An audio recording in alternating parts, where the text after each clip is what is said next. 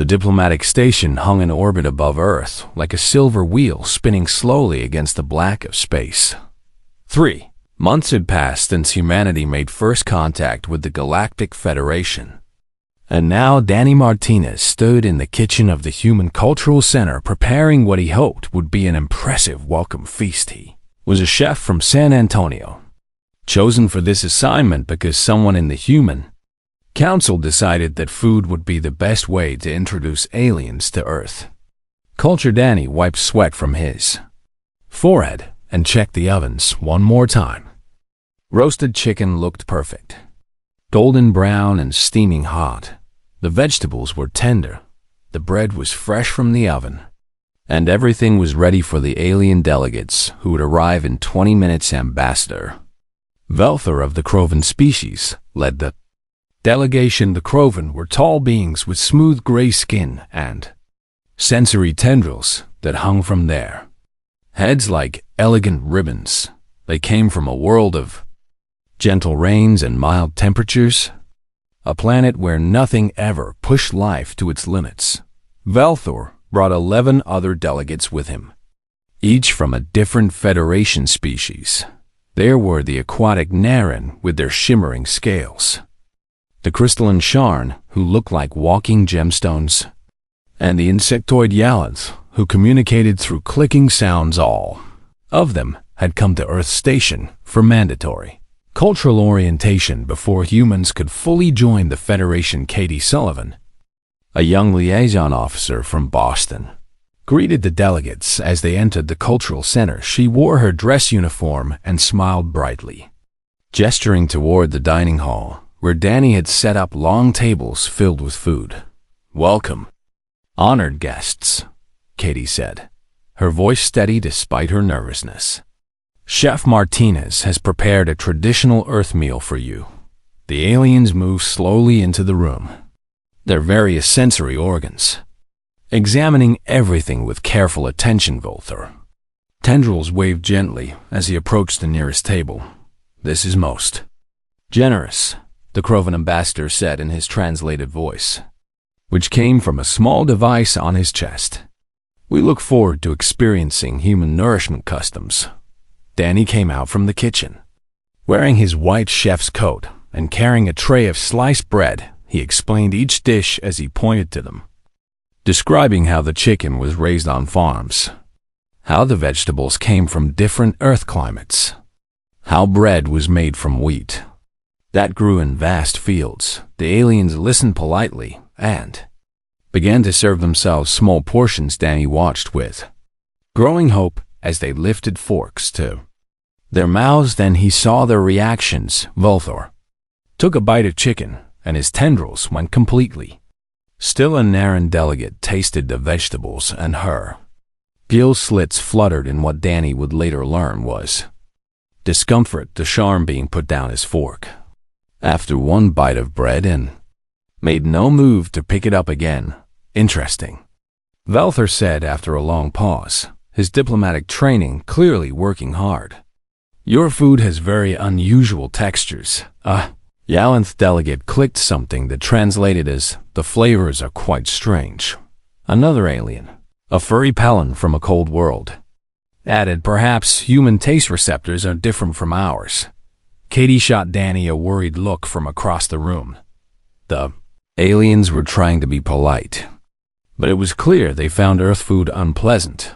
They took small bites and pushed food around on their plates, making conversation about other topics while barely eating anything. Danny felt his chest tighten with disappointment. He had spent 3 days preparing this meal, choosing dishes that he thought would be simple and approachable. He had avoided anything too spicy or too strange, sticking to basic roasted meat and plain vegetables. Yet, somehow, it had all gone wrong. Velthor cleared his throat and addressed the room. "We appreciate the effort Chef Martinez has made, but perhaps our species simply have different nutritional needs." The other delegates nodded, clearly relieved that someone had said it out loud. "Your world is known to be quite harsh by Federation standards," Ashan added, her crystalline voice tinkling like wind chimes. Perhaps that harshness extends to your food as well. The cultural exchange dinner ended early. The aliens thanked Danny and Katie for their hospitality and left quickly, probably heading back to their own quarters, where they had food from their home worlds. Danny stood in the empty dining hall, looking at the tables full of barely touched dishes. Katie walked over and put a hand on his shoulder. "It's not your fault," she said quietly. "How are you supposed to know they wouldn't like any of it?" "I just don't understand," Danny replied, feeling frustrated and confused. It was all so basic. Just simple roasted food with nothing fancy. Katie helped him clean up, and they worked in silence for a while. When they finished, Danny walked out of the cultural center and headed toward the station's garden dome. The garden was a large space filled with plants from Earth, a place where human crew members could feel at home. Danny walked between rows of herbs and vegetables, breathing in the familiar scents. He passed the storage area where they kept dried spices and herbs, things he hadn't used in tonight's dinner because he wanted to keep it simple. Then he stopped walking. Danny turned and looked at the spice storage again. Really looked at it. Rows of jars filled with oregano, basil, thyme, rosemary, black pepper, garlic powder, and dozens of other seasonings lined the shelves. An idea began to form in his mind. What if the problem wasn't that the food was too harsh, but that it was too bland? What if aliens from gentle worlds with mild climates had never developed complex flavors in their own food? What if they had no concept of seasoning at all? Danny picked up a jar of dried rosemary and opened it, breathing in the sharp, piney scent. His grandmother had always said that food without seasoning was just fuel. Not a meal, maybe. That was exactly what the aliens ate on their worlds. Just fuel to keep their bodies running.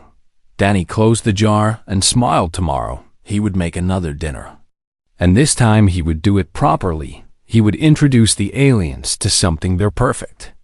Gentle worlds had never given them. He would introduce them to flavor. The next morning, Danny found Katie in the station's cafeteria having breakfast. He sat down across from her with a cup of coffee and explained his idea. Katie listened carefully, her blue eyes getting wider as he talked.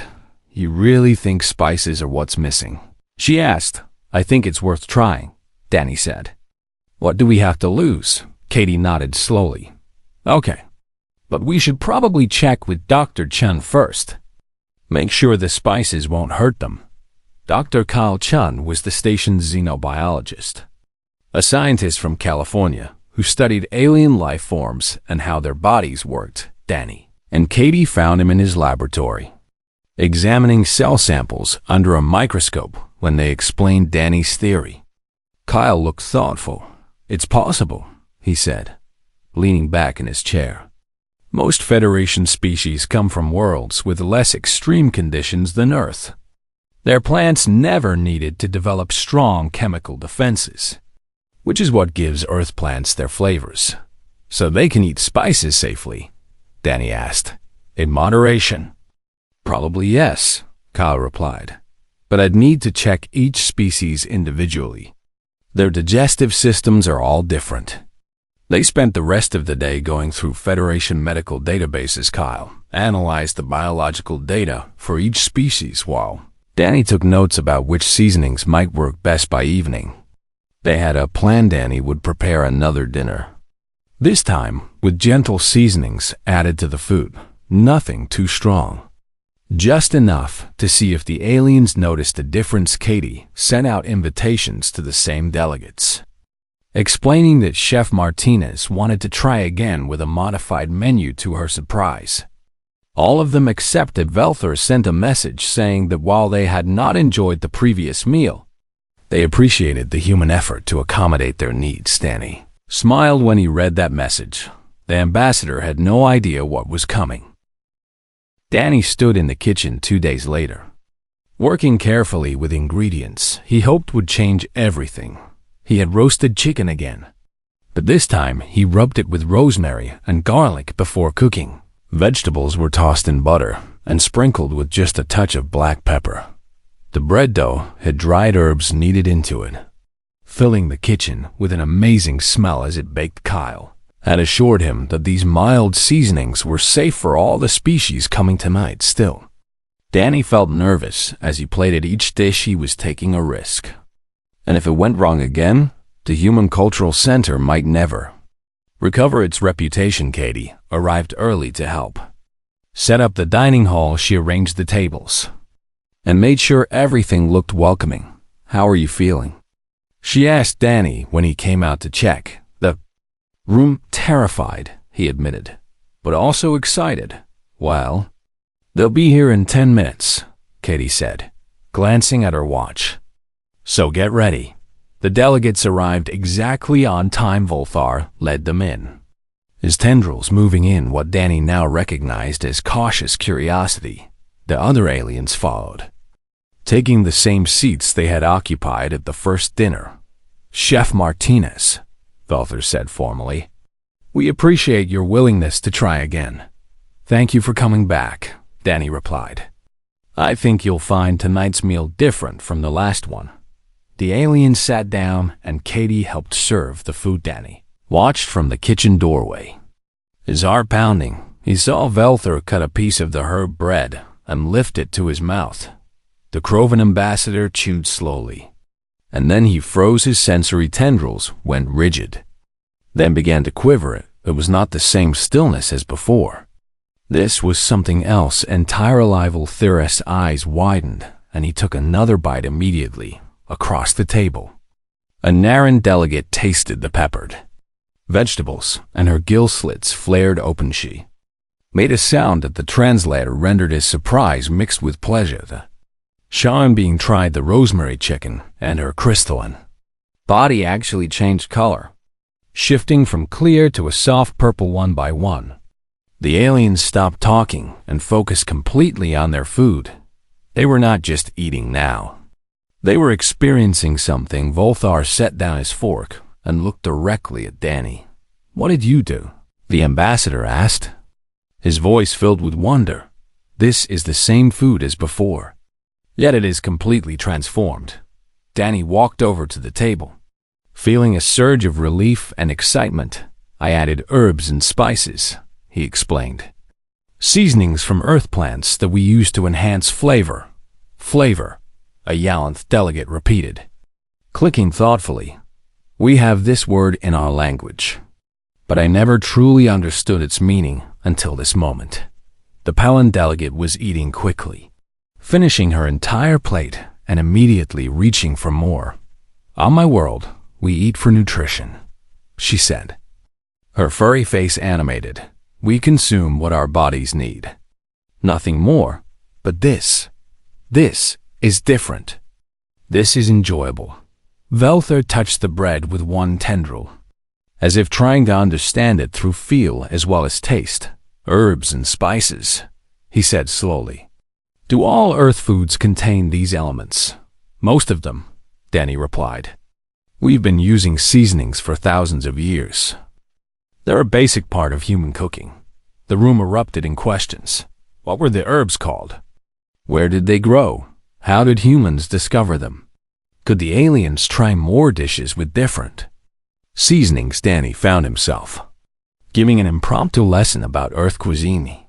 Explained how ancient humans had found that certain plants made food taste better.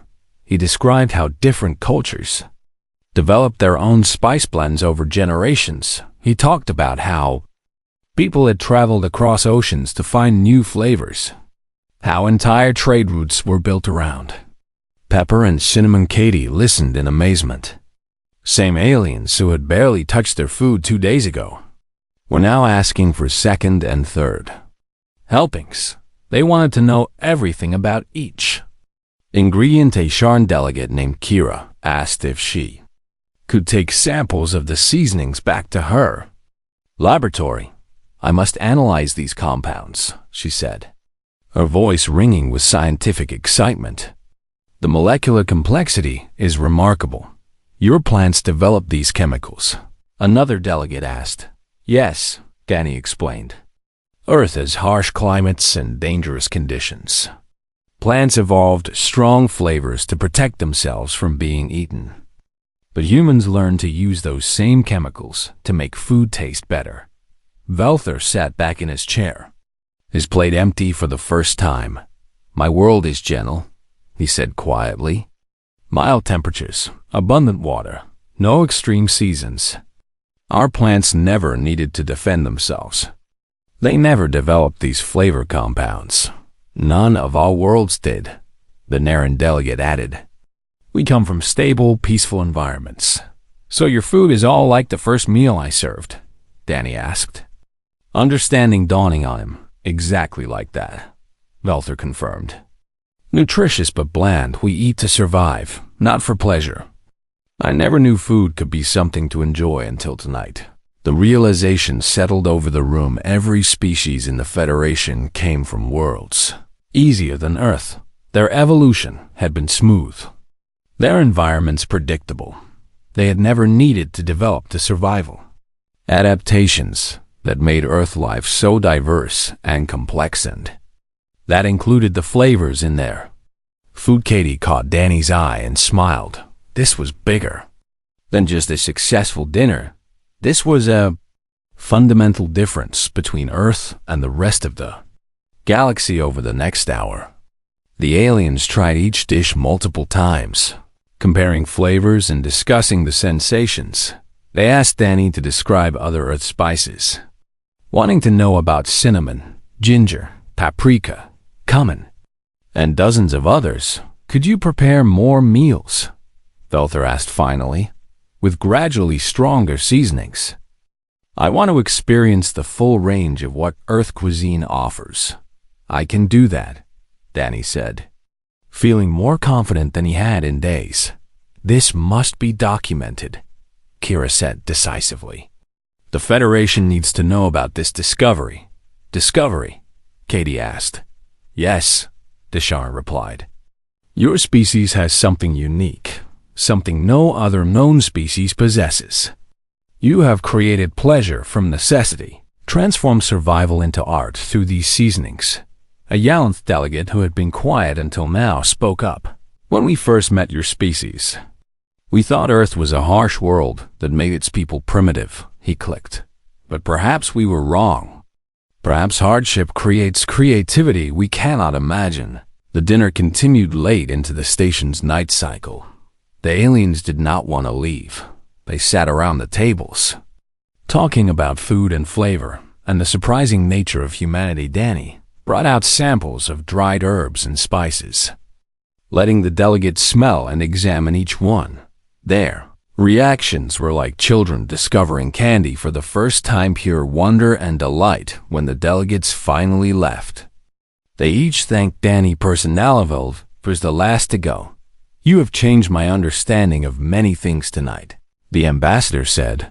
"Not just food, but culture and value. I will be sending a formal request to the Federation Council." "A request for what?" Danny asked. "For you to visit my homeworld," Velther replied. "To teach my people what you have taught me. The Crovan deserve to know that eating can be more than just refueling." After they left, Katie and Danny cleaned up together again. But this time the plates were empty.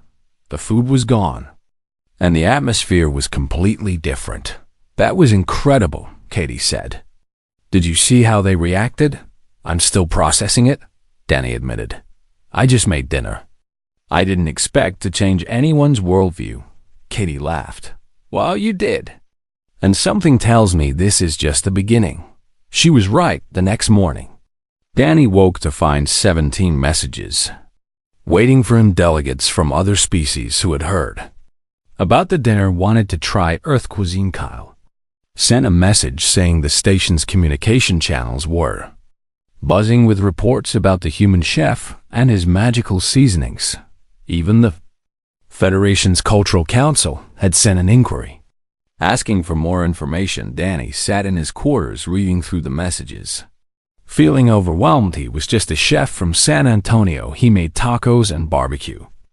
Not diplomatic breakthroughs, but somehow his grandmother's lessons about seasoning food properly had become the most important thing he could offer the Galactic HFY knocked on his door an hour later. "You need to see this," she said. Looking both excited and worried, Danny followed her to the station's observation deck. Through the massive windows, he could see ships approaching from all directions, dozens of them, all bearing Federation identification codes. "They're all coming here," Katie explained. Word spread fast. Everyone wants to try Earth food now. Danny stared at the approaching vessels. What had he started? The cultural center became the busiest place on the station. Within a week, Danny found himself cooking from early morning until late at night, preparing meals for wave after wave of curious aliens. He started with the same mild seasonings he had used for Velther, then gradually introduced stronger flavors as aliens became more adventurous. Katie had to set up a reservation system because so many delegates wanted to eat at the center. She created a schedule that allowed different species to try progressively. Spiced dishes over several visits. Kyle spent his days analyzing alien reactions and creating safety guidelines for each type of seasoning. The three of them worked as a team, turning the cultural center into something between a restaurant and a research laboratory. Velther came back twice a week, always trying new dishes. The Crovan ambassador had developed a particular fondness for curry. Danny made him a mild version at first, with coconut milk and gentle spices like turmeric and coriander. Velther's reaction was intense. His tendrils practically danced as he ate, and he declared it the most complex thing he had ever tasted. "There are layers," the ambassador said, analyzing each bite. "First I taste the sweetness, then the warmth, then something earthy and deep. How do you create such complexity?" "It's a blend of different spices," Danny explained. "Each one adds something to the overall flavor. Together they make something greater than the parts." Velther nodded slowly. "On Crovan, our food is designed for efficient nutrition. We consume prepared pastes that contain everything our bodies need, but they all taste the same, bland and forgettable. Now that you know about seasonings, does that bother you?" Katie asked. "Yes," Velther admitted. "I feel as if my entire species has been eating with our eyes closed, not seeing what food could be." Word about Danny's cooking spread beyond the diplomatic station. Ships arrived from distant Federation worlds, carrying delegates who had heard rumors about the human chef who could create flavors beyond imagination. The station's commander, a human named Admiral Patricia Hayes, had to expand the cultural center twice to accommodate everyone. Dr. Lisa Park, an anthropologist from Chicago, arrived to study the phenomenon. She was a small woman with sharp eyes who carried recording equipment everywhere. Lisa interviewed aliens about their experiences with Earth food, documenting their reactions and comments. "This is unprecedented," she told Danny one evening while he prepared dinner for a group of insectoid Yalant. "Food has never been a significant factor in interspecies relations before. Every species eats, but it's always been purely functional. Until Earth showed up," Katie added. "Exactly," Lisa said. "Your spices are teaching the Federation something about human nature. They're learning that humans take ordinary necessities and transform them into experiences." Danny had never thought about it that way. He just cooked the way his grandmother had taught him, with care and proper seasoning. But Lisa was right that aliens were learning more than just recipes. They asked questions about Earth history, about the spice trade, and how different cultures developed their cuisines. They wanted to know about the journeys humans made to find cinnamon and pepper, the risks people took for flavor. A delegate from the aquatic Narration species named Shella became fascinated with ginger. She tried it in tea first, then in stir-fried vegetables, then in a soup Danny made with coconut and lemongrass. "This root is remarkable," Shella said, her scales shimmering with excitement. "It warms without burning, stimulates without overwhelming. We have nothing like this in our oceans. Would you want to grow ginger on your world?" Danny asked. Shella's eyes went wide. That question opened up a whole new dimension. Aliens began requesting seeds and growing instructions for earth herbs and spices. Kyle found himself teaching xenobotany, explaining how to adapt earth plants to alien environments. Federation's Agricultural Council sent representatives to discuss formal spice cultivation programs, but not everything went smoothly. One evening, Danny prepared a meal for a group of Yalant's traders who insisted they wanted to try the strongest spices Earth had to offer despite Kyle's warnings. They demanded what Danny called his 5-alarm chili. The dish was loaded with ghost peppers, habaneros, and cayenne. Danny had made it as a personal challenge once, and it was almost too hot for humans to eat. The Yalanth took large bites, confident in their ability to handle anything within seconds. All 6 of them were in distress. Their exoskeletons turned bright red. They made terrible clicking sounds, and 2 of them actually collapsed. Kyle rushed them to the medical bay while Katie and Danny stood in shock. The Yalanth recovered quickly, but the incident shook everyone. "I should have been more careful," Danny said, feeling terrible. "I should have refused to make it." They insisted. Katie reminded him. "But you're right. We need better safety protocols." Kyle agreed when he returned from medical. Different species process capsaicin completely differently, he explained. What's mildly spicy for humans can be toxic for some aliens. We need a comprehensive database. They spent the next 3 days creating detailed compatibility charts. Kyle tested samples of every spice against genetic data from all known Federation species. Katie organized the information into an easy reference guide. Danny adjusted his menus to include safety ratings for each dish. The system worked perfectly. Aliens could now choose their meals based on their species tolerance levels, and everyone stayed safe. The incident had one unexpected benefit. The Federation's Cultural Council sent an official observer to evaluate whether Earth's culinary influence had real diplomatic significance. The observer was a Vextar named Quintal, a species known for being logical and unemotional. Vextar looked like tall, thin beings made of interlocking metal plates. They communicated through precise, formal language and rarely showed any enthusiasm. Tell arrived with a list of questions and a skeptical attitude. "I am here to determine if this phenomenon is merely novelty or genuine cultural value," he announced to Danny and Katie. The council suspects emotional overreaction to simple chemical compounds. Danny decided to prepare his most carefully balanced meal yet. He made saffron rice, using the expensive spice that gave the dish a golden color and subtle flavor. The main course was chicken marinated in tandoori spices, a complex blend of cumin, coriander, garam masala, and yogurt for dessert. He created a delicate custard flavored with vanilla and cardamom. Quintel ate in complete silence. His metal plate shifted slightly as he chewed, the only sign that anything was happening inside. Danny and Katie watched nervously, wondering what the observer was thinking. After finishing the entire meal, Quintal sat motionless for 2 full minutes. Then he spoke. "I require the recipes for all 3 dishes," he said flatly. "Does that mean you enjoyed it?" Katie asked. Careful. Quintal's plates clicked together in what might have been the Vextar equivalent of a sigh. "Enjoyment is not a concept my species typically applies to food," he said. "We eat processed nutrients that taste of nothing. It is efficient, but," Danny prompted, "but this experience has shown me that efficiency may not be the only valid approach," Quintal admitted.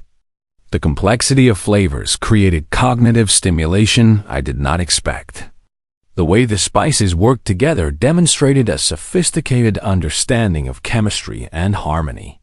He paused, his plate shifting in a way that suggested discomfort. "I find myself wanting to eat this food again," Quintal continued. "This wanting is unusual for me, disturbing even. Yet I cannot deny it exists," Katie smiled. "So, will you recommend that the council recognize Earth cuisine as culturally significant?" "I will recommend more than that," Quintal replied. I will suggest that the Federation establish formal programs to study and share culinary techniques across all species, starting with Earth's methods.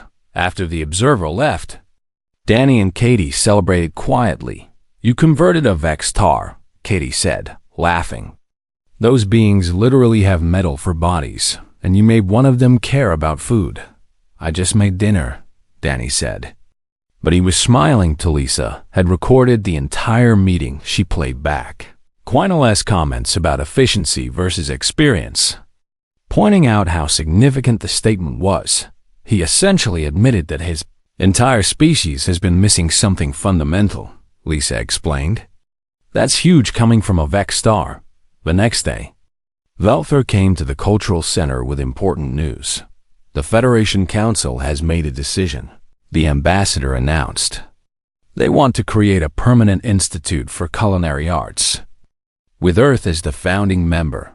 An institute, Danny asked, a place where beings from all species can learn about food and flavor, Velther explained. Where chefs can study together and create new dishes. Where we can preserve culinary traditions and develop new ones. And they want it based here, Katie guessed.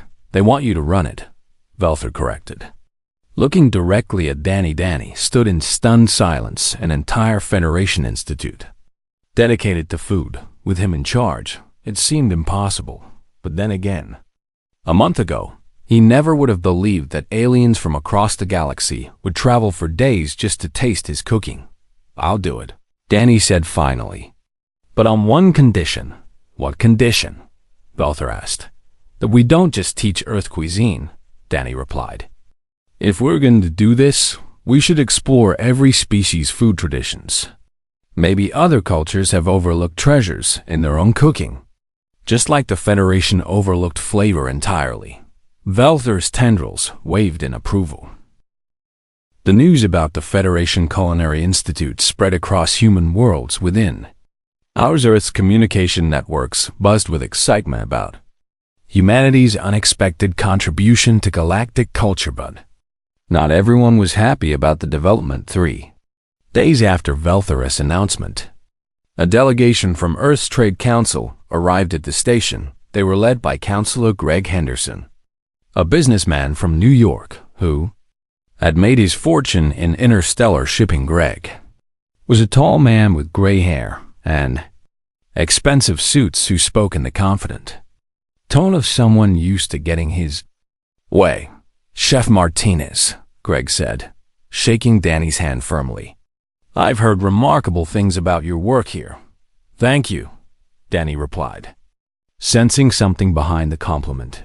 I'm here because the Trade Council has concerns, Greg continued. Earth spices are becoming incredibly valuable. Ships are arriving daily to purchase pepper, cinnamon, vanilla, and other seasonings. Yet we're not regulating this trade. Katie frowned. Why would we need to regulate it? Because it's Earth's resource, Greg explained. We should be maximizing the economic benefit. Right now, anyone can buy spices at standard agricultural prices. But if aliens are willing to pay premium rates, we should be charging them. Danny felt his stomach tighten. You want to make spices more expensive for aliens? He asked. I want to make sure Earth profits appropriately from its unique resources. Greg corrected. The Trade Council is proposing export tariffs and licensing fees for anyone who wants to sell Earth spices off-world. That's a terrible idea, Danny said flatly. Greg's smile faded. Excuse me. Spices brought the Federation together with humanity, Danny explained. They're building friendships and understanding between species. If we turn them into just another commodity to exploit, we'll destroy all the goodwill we've created. Goodwill doesn't pay for schools and hospitals, Greg replied, his voice cooling. Earth has economic needs. We can't just give away valuable resources because it makes people feel good. Katie stepped forward. The Federation is willing to create an entire institute for culinary arts. That's a huge diplomatic achievement. You really want to risk that for some extra profit? I want Earth to be treated as an equal partner. Not a charity case, Greg said.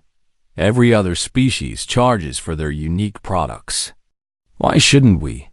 The argument continued for over an hour. Greg insisted that economic considerations had to come first, Danny. And Katie argued that humanity's reputation in the Federation was worth more than short-term profits. Finally, Greg stood up and straightened his suit. This decision won't be made here, he said. The Human Federation Council will vote on the Trade Council's proposal next week. I suggest you prepare your arguments for them. After Greg left, Danny slumped in his chair. Can they really do this? He asked Katie. The council has authority over interstellar trade, she admitted. If they vote for tariffs, there's nothing we can do to stop them. Kyle joined them a few minutes later. Having heard about the confrontation, this is bad timing, he said. Velther just confirmed that he wants you to visit Crave next month.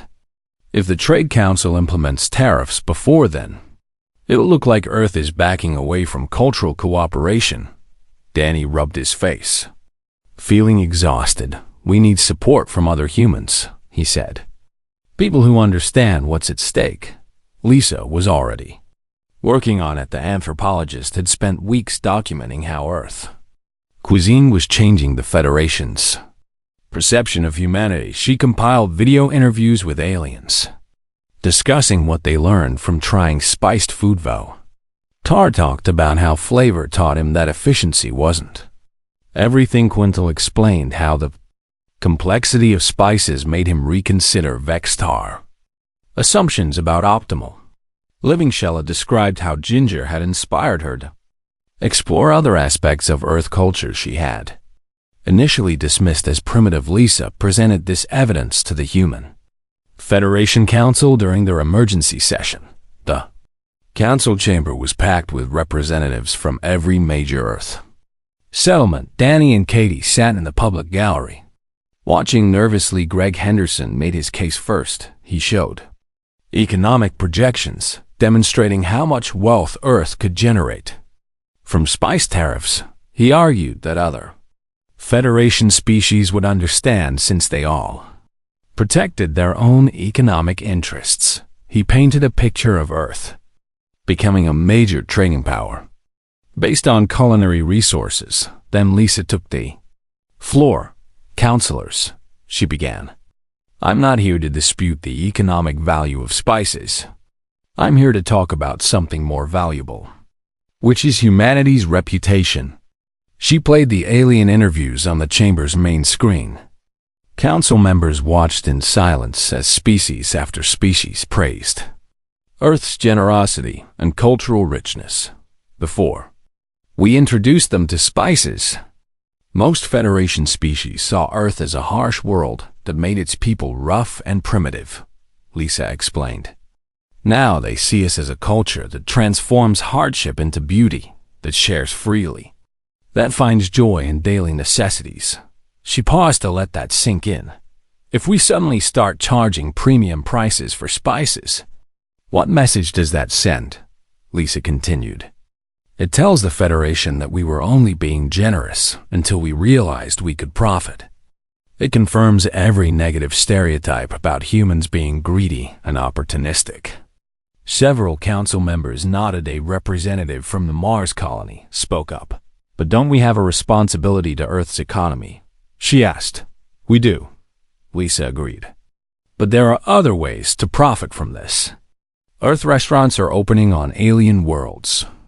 Human chefs are being hired across the Federation. Tourism to Earth is increasing dramatically. The indirect economic benefits are already substantial. Kyle presented medical data showing how Earth's culinary influence was improving. Cross-species understanding and cooperation. Shared meals are breaking down. Barriers that formal diplomacy couldn't touch, he explained. Aliens are coming to Earth not as superior beings offering technology, but as students wanting to learn. That shift in dynamic is priceless. Danny was called to testify next. He felt nervous speaking to the entire council. But he thought about his grandmother and what she would say. My grandmother taught me that food is love, Danny told the council. When you cook for someone, you're not just feeding their body. You're showing them they matter. That's what we're doing for the Federation. He described the transformation he had witnessed in Velthor and other aliens. They came here thinking humans were primitive. Danny continued.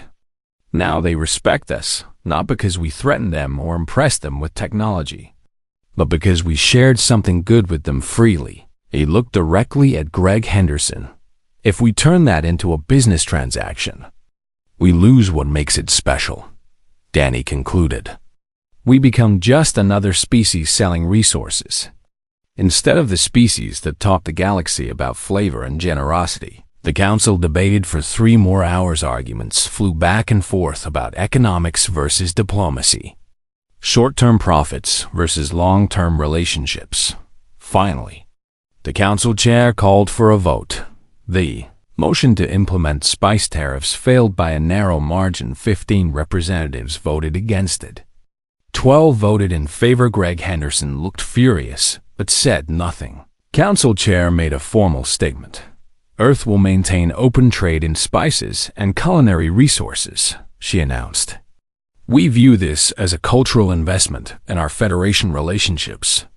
However, we encourage Earth businesses to develop culinary tourism and education programs to generate economic benefits. Danny felt relief wash over him. It was not a complete victory since Greg and his supporters would certainly try again, but for now, the spirit of culinary cooperation would continue after the session ended. Velthor contacted Danny with news. The Crovan government has formally invited you to visit our homeworld, the ambassador said. They want you to teach our chefs your methods. This will be the first time a human cultural expert has been officially requested by a senior Federation species.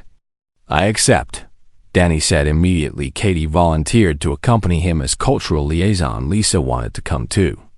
To document the exchange, Kyle would stay behind to run the cultural center while they were gone. The journey to Crovan took 8 days by Federation transport. Danny spent most of that time preparing lessons and planning demonstration meals. He brought supplies of Earth spices but also studied Crovan ingredients to see how they might work together. When their ship approached Crovan, Danny stared out the viewport in awe. The planet was beautiful, covered in soft blue-green vegetation and calm silver oceans. 3 gentle moons hung in the sky, their light creating a perpetual twilight glow. No harsh seasons, no extreme temperatures, no violent weather. It was paradise compared to Earth. The landing ceremony was overwhelming. Thousands of Crovan gathered at the spaceport to see the human chef. Ulthar greeted them personally and led them to a government building where Crovan leaders waited. This is an historic moment, Velthor said as they walked through crowds of curious aliens. You are the first human to visit Crovan for cultural purposes. Usually, we are the ones teaching other species, not learning from them. Danny felt the weight of responsibility.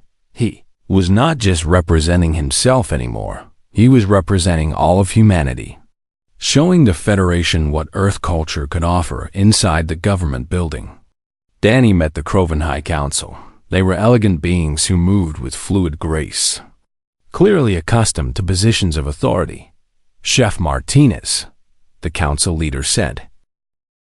The Crovan Culinary Academy was a massive building made of flowing curves and soft lighting that reminded Danny of water. Velthor led him through halls filled with cooking stations, each one designed for Crovan physiology but adaptable for other species.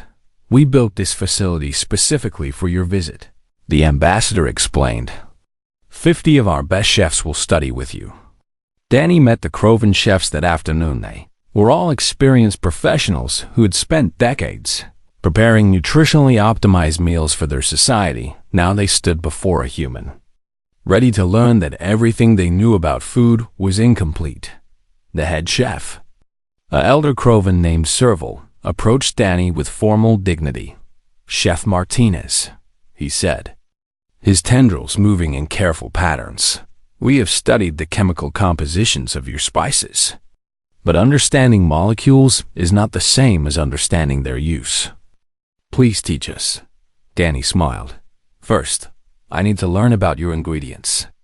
I can't teach Crovan cooking without knowing what Crovan have to work with. That simple statement changed the entire dynamic. The Crovan chefs had expected Danny to simply demonstrate Earth techniques instead. He wanted to understand their traditions first. Sorval took Danny to the Academy's ingredient library row. After row of containers held Crovan food sources. Proteins from their oceans, vegetables from their farms, grains from their fields. Danny tasted everything, making notes about flavors and textures. Most of it was extremely bland, just as he expected, but some ingredients had subtle qualities that earth spices could enhance one. Protein had a naturally sweet undertone that would pair beautifully with ginger ale. Grain had a nutty quality that rosemary would complement. A vegetable had slight bitterness that garlic could balance. You have good ingredients, Danny told the assembled chefs. You just never learned to bring out their potential.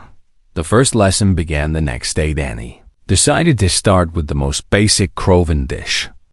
A nutritional paste that every Crovan ate daily for breakfast. It was gray, smooth, and tasted like absolutely nothing. This is your foundation, Danny said, examining the paste. What if we could make it actually enjoyable while keeping its nutritional value? The Crovan chefs looked skeptical. Sorval explained that generations had tried to improve the paste, but the ingredients simply did not have enough natural flavor. That's because you're thinking about natural flavors only, Danny replied. Watch this. He took a portion of the paste and added a pinch of turmeric, a touch of ginger, and a small amount of black pepper. The gray paste turned golden yellow and began to smell amazing. The Crovan chefs leaned forward, their tendrils quivering with interest. Danny handed the modified paste to Sorval. Head chef tasted it cautiously. Then his eyes widened. This is the same paste I have eaten every morning for 70 years, Sorval said slowly. Yet it is transformed. I can actually taste it now. There is warmth and depth where before there was only blandness. The other chefs tried it too, and the reaction was unanimous. Something they had accepted as unchangeable had just become interesting over the following days. Danny worked with each chef individually. He taught them about flavor profiles, about how different spices worked together or contrasted with each other. He explained the concept of building layers, starting with base flavors and adding complexity gradually. But more importantly, he learned from them. The Crovan had techniques for preserving food that humans had never developed. They could stabilize ingredients at the molecular level, keeping them fresh indefinitely without refrigeration. They had precision temperature control that made earth ovens look primitive. When Danny combined Crovan techniques with earth seasonings, the results surprised everyone. A traditional Crovan ocean harvest could be prepared with their preservation methods, but seasoned with dill and lemon. The dish retained perfect freshness while having flavor that made it memorable. Sorval created a grain dish using Crovan temperature precision to toast each kernel perfectly, then added cumin and coriander. The result was something neither species could have made alone. Katie documented everything, recording the collaboration between human and Crovan chefs. She interviewed the students about how learning to cook with flavor was changing their perspective. Food was always just fuel, one young chef named Taltara said. Something we did 3 times a day without thinking. Now I look forward to meals. I think about what I will make. I feel creative for the first time in my career. Lisa noticed something else happening as the Crovan learned about earth spices. They began asking about earth culture more broadly.